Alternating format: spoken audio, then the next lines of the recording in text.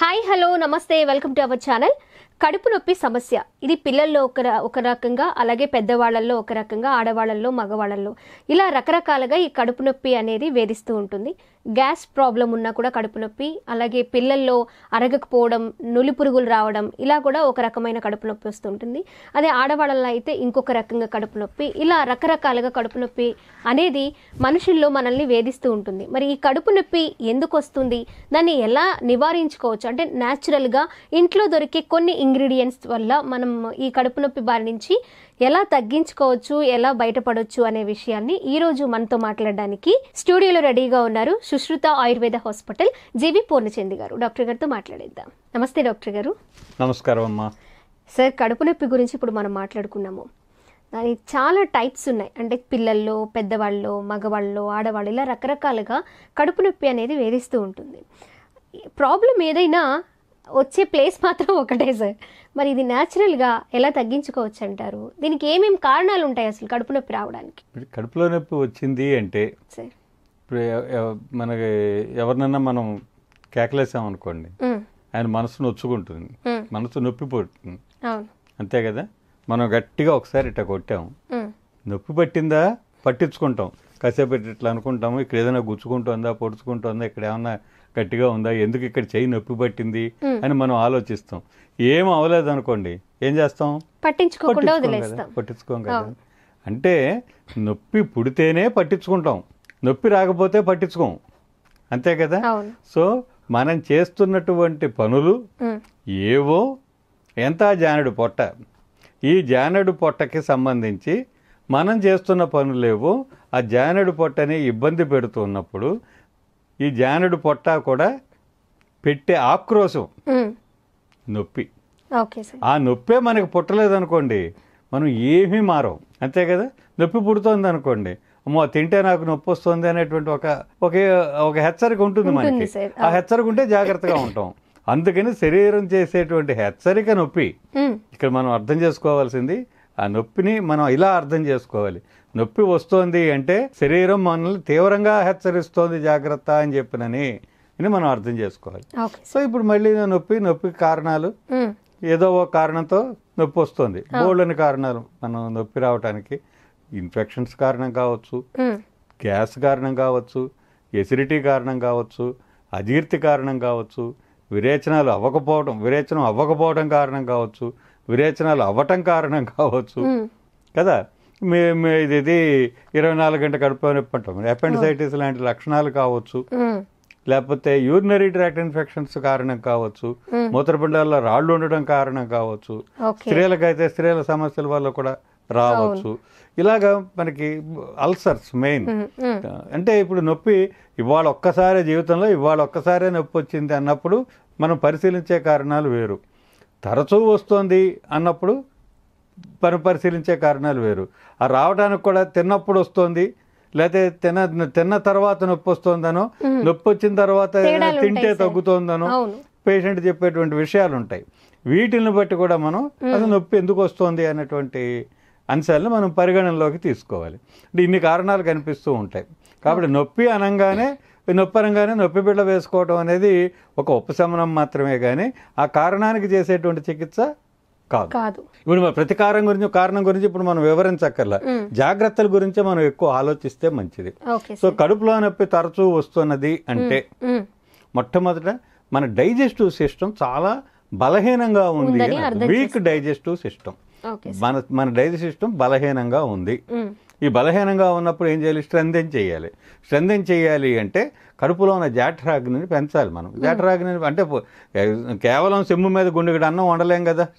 స్టవ్లో మంటని చాలా చిన్న మంట మీద పెట్టి పెద్ద గిన్నెను పెట్టి వంట చేయాలంటే కుదరదు కదా. దానికి పెద్ద బర్నర్ కావాలి, పెద్ద వంట జరగాలి.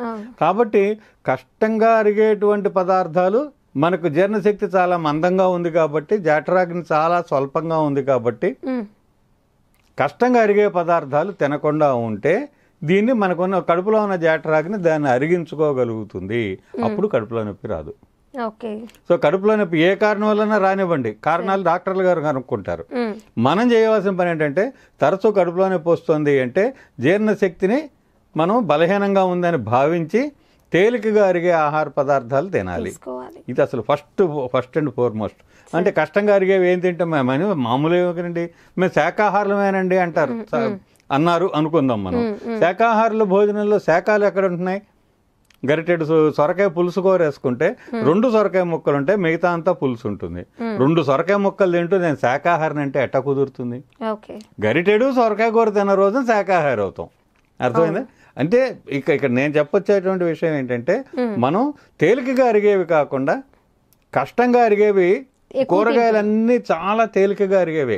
బీరకాయ, బెండకాయ, దొండకాయ, పొట్లకాయ, సొరకాయ, అసలు కూరగాయలన్నీ, పులుపు లేని కూరగాయలన్నీ తేలికగా అరిగేటువంటి, చలవ చేసేటువంటి, జీర్ణశక్తిని పెంచేటువంటి, జీర్ణశక్తిని బలసంపన్నం చేసేటువంటి, విరేచనంలా ఫ్రీగా అయ్యేలాగా చేసేటువంటి స్వభావం ఉన్నటువంటివే మనకున్న కూరగాయలన్నీ కూడా. ఇది అది అని తేడా ఏమీ లేదు. పులుపున్న కూరగాయలు పక్కన పెడదాం, పులుపు లేని కూరగాయలు. దీన్ని మనం పులుపు కలిపి వండుతున్నాం, లేదా బాగా మసాలాలు దట్టించి వండుతున్నాం, లేకపోతే ముక్కలు చేసి సలసలాకాగా నూనెలో వేసి నరకలోకంలో పాపుల్ని వేయించినట్టు వేయించేసి వాటిని వేపుకు తింటున్నాం. వేపుకు తింటాం అంటే వేధించడం అనమాట, బాధ పెట్టడం. కోమలమైన కూరగాయల్ని అంత వేస్తే ఏమవుతుంది? ఎక్కిరి మడిన ఒక విషరసాయనం పుడుతుంది. అట్లాంటివి నొప్పులు రావడానికి కారణం. దాని శక్తికి మించినటువంటి ఉష్ణోగ్రత మీద ఉండటం కూడా కడుపులో నొప్పికి కారణం అవుతుంది సుమా. ఇవి జీర్ణశక్తిని బలహీనం చేస్తాయి. అందుకని చక్కగా మంచి ఇగురు కూరలు, అనవసరంగా చింతపండు రసం పోయకుండా, అనవసరంగా మసాలాలు గుప్పించకుండా, తేలికగా అరిగేటట్టుగా గనక మనం కూరగాయలు వండుకుంటే కడుపులో నొప్పి నివారణ శాశ్వతంగా ఉంటుంది. తర్వాత ఏంటంటే ఇది ఇన్ఫెక్షియస్ ఫుడ్స్ అంటే బాగా కొంతమంది చెరువులో నీళ్లు, కాలువలో నీళ్లు తాగుతూ ఉంటారు, అవే తెచ్చుకుని అట్లాగే తాగుతూ ఉంటారు. ఏ శ్రద్ధ, వాటికి సంబంధించినటువంటి ఏ జాగ్రత్త తీసుకోరు. ఒక్కొక్కసారి కలుషితమైనటువంటి నీళ్లే మనకి మున్సిపాలిటీలు సప్లై చేసేటువంటి వాటర్స్ కూడా కలుషితమైన నీళ్ళు అవి వస్తూ ఉంటాయి. కొంచెం మనం అట్లాంటివి జాగ్రత్తగా వాడుకోవడం. మినరల్ వాటర్ మాత్రమే శరణ్యము, మినరల్ వాటరే అన్నిటికీ సమాధానము అన్నది కూడా మనం అసలు అది ప్రచారం చేయాల్సిన విషయం కూడా కాదు. మనం నీటిని జాగ్రత్తగా శుద్ధి చేసుకునే ప్రక్రియలు తెలుసుకుని నీటిని శుద్ధి చేసుకోవాలి. కానీ మీరు వాటి నుంచి మున్సిపాలిటీ వాటర్ మానేసేసి మినరల్ వాటర్ బాటిల్ కొనుక్కుని తాగండి అని చెప్పడం అనేది సరైనటువంటి మార్గదర్శకత్వం కాదు. ఇది అన్యాయం కూడా. సరే, ఇవన్నీ ఉండగా మనం ఇప్పుడు జీర్ణశక్తిని పెంచుకోవటానికి ఆహారంలో ఈ మార్పులు చేసుకుంటూ కొన్ని సూత్రాలు నేను చెప్తాను. మొదటి సూత్రం ఏంటంటే, మొదటి ముద్దగా మీరు కాస్త అల్లం, ఒక 100 గ్రాముల అల్లం శుభ్రంగా మట్టుకేసి పై చెక్కు తీసేసి పీల్ చేసేసి దాన్ని మిక్సీలో వేసి సైంధవ లవణం వేసి ఆ అల్లాన్ని ముద్దలాగా చేసి ఫ్రిడ్జ్లో పెట్టుకోండి, ఏం కాదు. ఒక చెంచాడు అల్లం ముద్ద మొదటి ముద్ద అన్నంలో కలుపుకొని నెయ్యి వేసుకుని రోజు గనక తింటే, ప్రతిరోజు అన్నం మొట్టమొదట అల్లం ముద్దతో ప్రారంభించాలి. అల్లం ముద్దతో గనక మనం ప్రారంభిస్తే తీసుకున్న ఆహారం చాలా చక్కగా సేఫ్గా జీర్ణమయ్యి శరీరానికి వంట పడుతుంది, భుక్తాయాసం కలగకుండా ఉంటుంది. ఇవన్నీ కూడా మనం అర్థం చేసుకోవాలన్నమాట. ఇట్లాగ మనం ఫుడ్లో విషయాలు తీసుకోండి. తర్వాత జీరా వాటరు, ధనియా వాటరు, ఇట్లాగ మనం దాల్చిన చెక్క నీళ్లలో వేసి మరిగించేసేసి ఆ నీళ్లు, మామూలు నీళ్లకు బదులుగా వామ్ వాటర్ కానీ, జీరా వాటర్ కానీ, సోంపు వాటర్ కానీ, ఇవి కనుక మనం మంచినీళ్ళకు బదులు ఆ నీళ్లు తాగుతూ ఉంటే మన ఇవన్నీ కార్బోనేటివ్స్ అంటాం, మన జీర్ణశక్తిని పెంపు చేసేటువంటి ద్రవ్యాలు. ఇవి మనకి భుక్తాయాసం కలగకుండా చేస్తాయి, తీసుకున్న ఆహారం అరిగేలా చేస్తాయి, యాసిడ్ లెవెల్స్ని కదా అదుపులో పెడతాయి, ఎక్కువ యాసిడ్ రిలీజ్ అవ్వకుండా చేస్తాయి. అనవసరంగా మనం H2 బ్లాకర్స్ లాంటి మందులు బోర్డులని వాడటం వల్ల ఏమవుతుందంటే ఎనరెక్సియా అంటాం, అంటే ఆకలి లేని స్థితి, తినబుద్ధి కాని పరిస్థితి, ఇట్లాంటి కొత్త సమస్యలు మనకు ఉత్పన్నం అవుతున్నాయి. దానికన్నా అసలు మనం అది వేసుకోవాల్సిన అవసరం రాకుండా జాగ్రత్త ఉండటం మంచిది కదా. మందులు ఉన్నాయి కానీ ఆ మందులు వేసుకోవాల్సిన పరిస్థితి మనకు ఉండకూడదు. కడుపులో ఉండకూడదు మందుల షాపులో ఉండొచ్చు. కడుపు మెడికల్ షాప్ చేసుకోవటం అనేది మనం చేసే పెద్ద తప్పు కదా. ఈ చేత్తో అన్నం తింటూ ఈ చేత్తో మందులు మింగకూడదు. బ్రేక్ఫాస్ట్ కి ముందు 2 టాబ్లెట్లు, లంచ్ కి ముందు ఒక 2, డిన్నర్ కి ముందు ఒక 2 అయిపోయింది. కడుపు మెడికల్ షాప్ అయిపోతుంది కదా. అలా అలా ఆ పరిస్థితి మనం తెచ్చుకోకూడదు. సాధ్యమైనంత నివారణ, వయసును బట్టు అనేక ఇతర కారణాలు ఉంటాయి, కానీ ఇందులో మనం తెచ్చుకునే కారణాలు ఎన్ని ఉన్నాయి, దాన్ని ఎంత అదుపు చేస్తున్నాం, ఇట్లా ఆలోచించాలంటున్నాను నేను. భిన్నంగా ఆలోచించడం ఎట్లా అన్న దాని మీదే నేను మనసు దృష్టి పెట్టండి మీతో అనేది నేను దీన్ని చూస్తున్నటువంటి అసంఖ్యాకులైనటువంటి ప్రేక్షక మహాశైలికి చేసే విజ్ఞప్తి ఏమిటంటే, అందరూ ఆలోచించినట్టు ఆలోచించద్దు, మనం భిన్నంగా ఆలోచిద్దాం. దానివల్ల మనకు చాలా సమస్యలకి కొన్ని కొత్త సమాధానాలు దొరుకుతాయి. అది. సో జీరా వాటర్ ఇది కేరళ వాళ్ళు అయితే అసలు మామూలు నీళ్లు తాగరు వాళ్ళు. మనం ఎందుకు తాగుతున్నాం? మనం తాగకుండా మనం కూడా జాగ్రత్తగా ఉంటే చాలా మంచిది అనేది నేను ఇక్కడ సూచిస్తున్నటువంటి విషయం. ముఖ్యంగా సోంపు వాడకం అనేది చాలా మంచిదండి. భోజనం తర్వాత సోంపు వాడుకోవడం అనేటువంటిది చాలా మంచిది. ఇటువంటి జాగ్రత్తలు కనుక మనం తీసుకుంటూ బియ్యం వేయించి వండండి, కందిపప్పు పెసరపప్పు వేయించి వండండి, నెయ్యి వేసుకుని తినండి, ఏమవదు.